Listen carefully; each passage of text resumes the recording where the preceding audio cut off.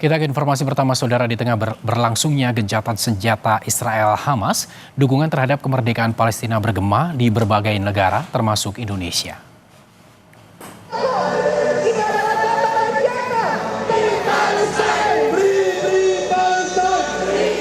Massa dari berbagai elemen masyarakat menggelar aksi bela Palestina di kawasan Patung, Kuda, Jakarta Pusat Minggu pagi. Peserta aksi menyuarakan dukungan terhadap kemerdekaan Palestina sepenuhnya.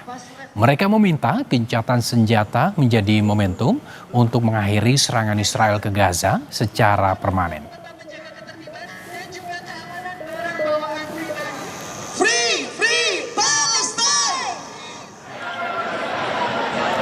Di Australia, saudara, massa turun ke jalan menyuarakan dukungan terhadap kemerdekaan Palestina Minggu waktu setempat.